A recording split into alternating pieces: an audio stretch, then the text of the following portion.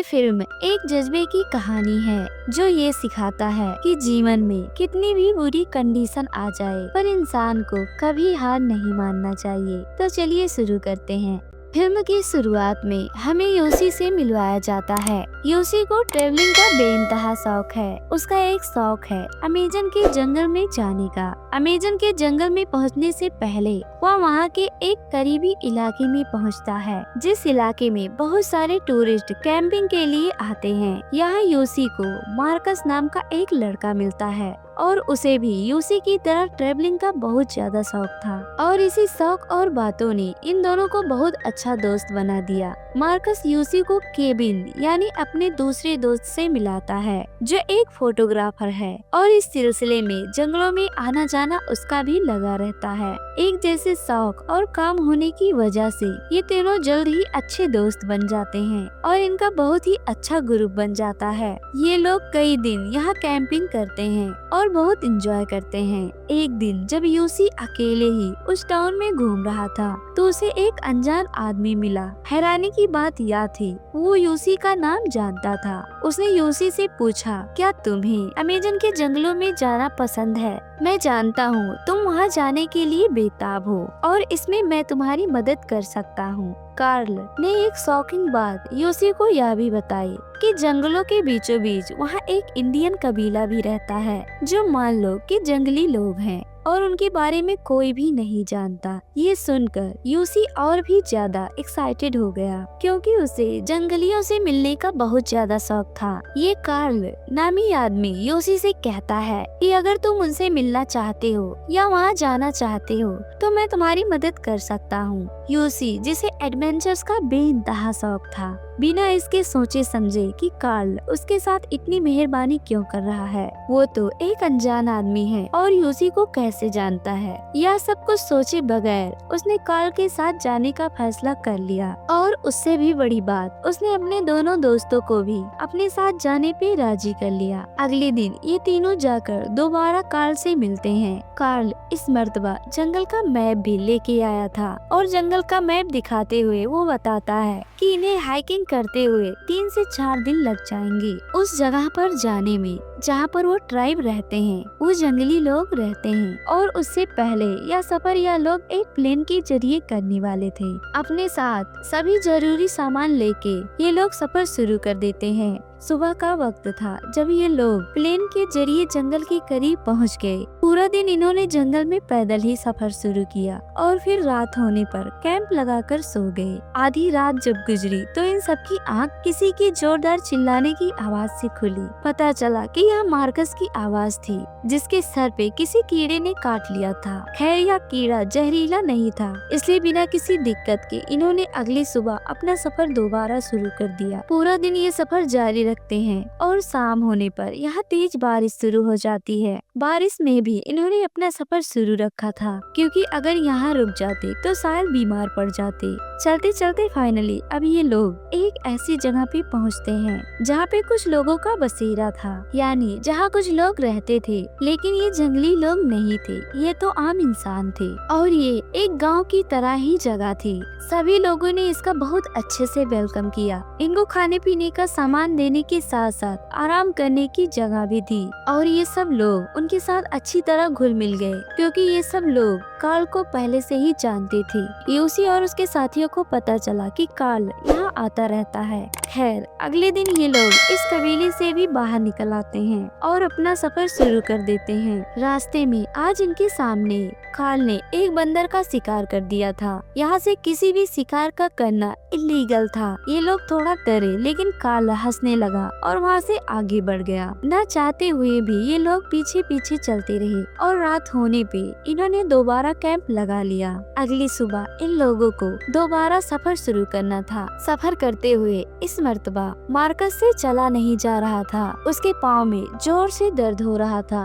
और उसे चलने में भी मुश्किल हो रही थी। कार्ल ने उसके जूते उतार के देखे तो मार्कस के पाँव बिल्कुल जख्मी हो चुके थे और इन्हें ठीक होने में लगभग 4 दिन लगने वाले थे। कार्ल इन सबको मशवरा देता है कि हमें 4 दिन तक यहीं पर कैंप लगाकर रहना चाहिए लेकिन यूसी और उसका दूसरा साथी वो लोग बहुत ज्यादा एक्साइटेड थे जंगली लोगों को देखने के लिए। यूसी का दूसरा दोस्त जो कि फोटोग्राफर था, उसे अपने जर्नल में इन सारे एडवेंचर्स के बारे में लिखना था। वो किसी भी हाल में रुकने को तैयार नहीं था, इसलिए ये लोग एक नया रास्ता ढूंढते हैं। यूसी मशवरा देता है कि हम एक बोट बनाते हैं और पानी के जरिए सफर शुरू कर देते हैं। कार्ल इसके हक में नहीं था क्योंकि नदी का रास्ता बहुत ज्यादा खतरनाक था। यहाँ नदी का बहाव बहुत तेज था। लेकिन जब केविन और यूसी अपनी जिद पे अड़े रहे तो इन दोनों को भी मानना पड़ा, जिसके बाद इन सब ने मिलकर एक बोट बना ही ली। ये लोग अपना सारा सामान उस बोट पे लाते हैं और अपना सफर अब नदी के रास्ते शुरू कर देते हैं। इस वक्त इनका कैप्टन कार्ल था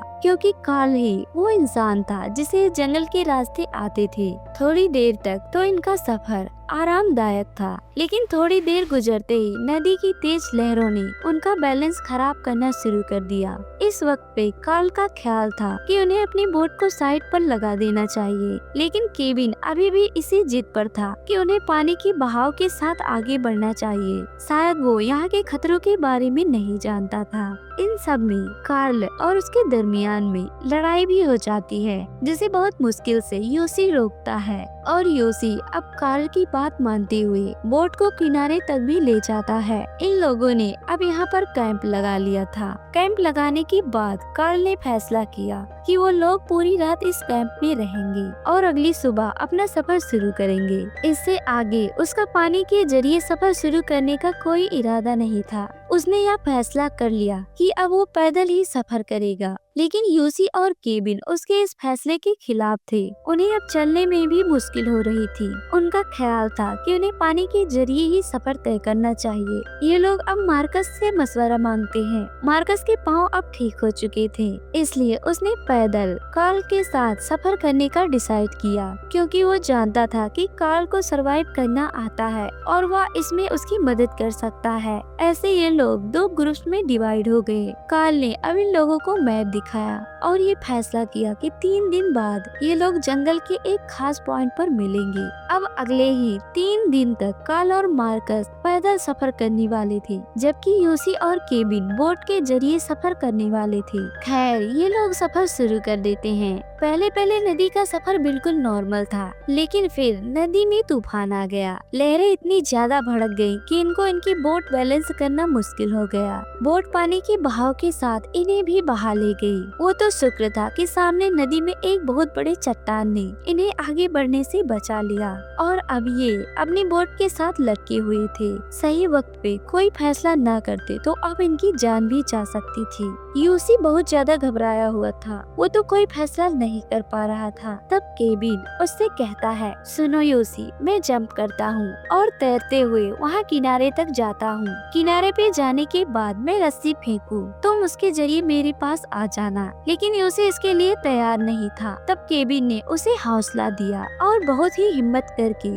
उसने नदी में जंप कर दी और काफी देर की मेहनत ताकत के बाद वो आखिरकार नदी के किनारे पहुँच गया। इससे पहले कि वो यूसी की तरफ कोई रस्सी फेंककर उसे बचाता, पानी का बहाव उल्टी डायरेक्शन में बहने लग जाता है। पानी के उल्टे बहाव की वजह से बोट समेत यूसी पानी में गिर जाता है और पानी तेजी से यूसी को यहाँ से बहा ले गया था। केविन को अपनी आंखों पे यकीन नहीं आ रहा था। उसने यह सब तो प्लान नहीं किया था। वो तो एक ही सेकंड में अपने दोस्त की जान बचाने वाला था, लेकिन शायद अब उसे यूसी कभी न दिखता। उसने जोर से चिल्लाकर यूसी को बुलाया, लेकिन अब कुछ नहीं हो सकता था। केविन ने अब आगे बढ़ना शुरू कर दिया, जबकि कुछ ही देर बाद हमें दिखाया गया कि यूसी भी पानी के बहाव के साथ तैरते हुए किनारे तक आ ही गया था। उसे समझ नहीं आ रही थी वह क्या करे। उसने नदी की तरफ देखा तो उसका बैग भी उसी के साथ बह के आ रहा था। उसने अपना बैग पकड़ा और उसके अंदर से बाइबल निकाली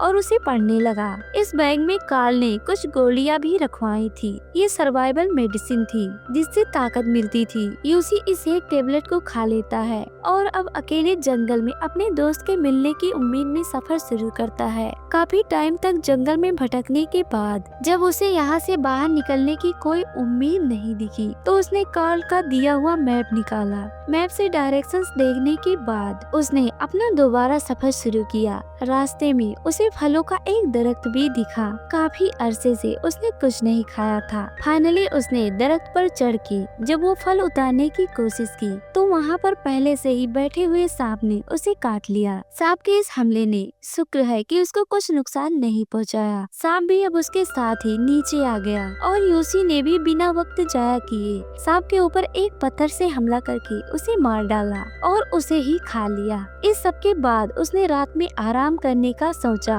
और रात में उसकी आँख खुली किसी की आवाज से। ये मार्कस की आवाज थी। उसने आँख खोल के देखा तो वो सचमुच उसके सामने खड़ा था। खुशी की उसकी इंतहा नहीं थी। जैसे ही वो उसके करीब जाने लगा तो मार्कस वहाँ से गायब हो गया और हमें मालूम हुआ ये सब उसका इल्यूजन था। इतने दिन अकेले रहने की वजह से उसका दिमाग खराब होने लगा था। अब जब वो सोने लगा तो उसे महसूस हुआ कि उसके इर्द गिर्द कोई जंगली जानवर है। ये सच में था।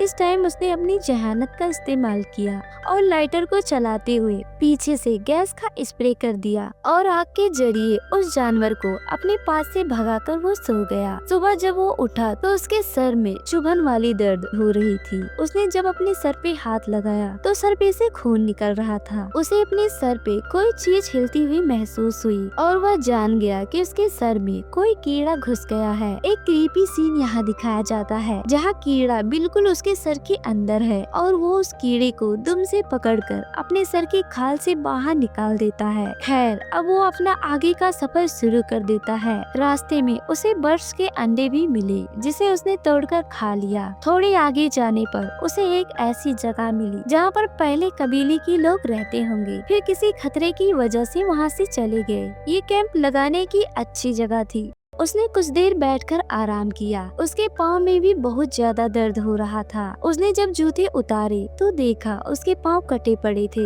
उसके पाँव से खून रिस रहा था। पैरों के दर्द की वजह से उसे रात यहीं गुजारनी पड़ी। लेकिन सुबह वो बहुत ही जुनून से उठा इस जंगल से बाहर निकलने के लिए। थोड़ी चलने पर उसे पैरों के निशान दिखाई दिए और वो बहुत ज्यादा खुश हुआ। उसे लग रहा था कि ये मार्कस के पैरों के निशान होंगे। उसके अंदर एक उम्मीद जागी कि अब वो अपने दोस्त के बहुत करीब है। लेकिन ऐसा नहीं था। सीन कट होकर अब हमें फाइनली केविन को दिखाया जाता है जो बहकर नदी के किनारे पे आ चुका था और उसे यहाँ पर गांव वालों ने देखकर रेस्क्यू कर लिया। जैसे ही केविन की तबीयत थोड़ी बेहतर होती है वो फौरन जाकर यहाँ के ऑफिसर से मिलता है और उससे मदद मांगता है यूसी के लिए क्योंकि वह पानी में बह गया था। ऑफिसर भी केविन की बात मानते हुए यूसी को रेस्क्यू करने के लिए एक रेस्क्यू प्लेन जंगल में भेज देता है। यहाँ यूसी जो अभी तक जंगलों में था 14 दिन तक लगातार इस जंगल में रहने की वजह से उसकी दिमागी हालत अब खराब होने लगी थी। अचानक उसे ऊपर से प्लेन की आवाज भी सुनाई दी।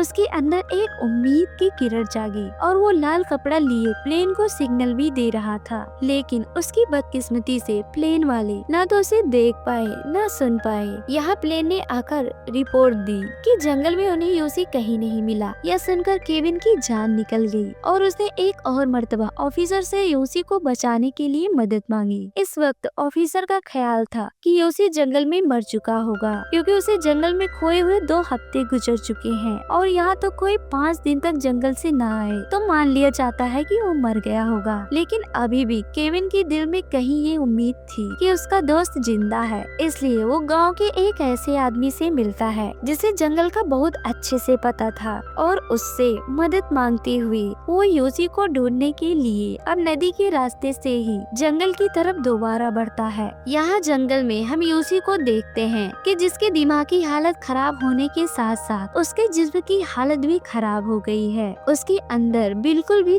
आगे बढ़ने की ताकत नहीं बची। वो वहीं पर बेजान पड़ा है। अचानक उसके करीब एक जंगली औरत आती है जिसे देखकर वो डर गया। जंगली औरत भी उसे देखकर डर गई थी। लेकिन यहाँ पर किसी का साथ होना इस टाइम यूसी के लिए बहुत बड़ी नेमत थी। उसने उस जंगली लड़की को समझाया, कुछ नहीं होगा, तुम मेरे पास आओ, मेरे साथ रहो। वो यहाँ जंगली लड़की को अपने साथ सुला लेता है और जब थोड़ी देर बाद उसकी आँख खुली तो उसे पता चला कि लड़की उसके इर्द गिर्द थी ही नहीं। और तब यहाँ रिवील हुआ कि असल में वो लड़की यहाँ आए ही नहीं थी। ये सब जो यूसी ने देखा था वो उसका एक इल्यूजन था। इसके बाद वो अपने दिमाग के ऊपर दोबारा कंट्रोल पाता है और एक दरख्त के पास पहुँचता है जिसके ऊपर बहुत सारी कीड़ियाँ थी। यूसी अपने कपड़े उतार कर उस दरख्त को पकड़ लेता है ताकि कीड़ियाँ उसके ऊपर चढ़ जाएं और उसे काटे और उसे हिम्मत मिले नदी तक जाने की। उसकी सोच के मुताबिक ठीक ऐसा ही हुआ। जल्द ही सारी कीड़ियाँ उसके जिस्म पे चढ़ गई और जब उसे काटने लगी तो वो भागते हुए कीड़ियों को अपने जिस्म से उतारने के लिए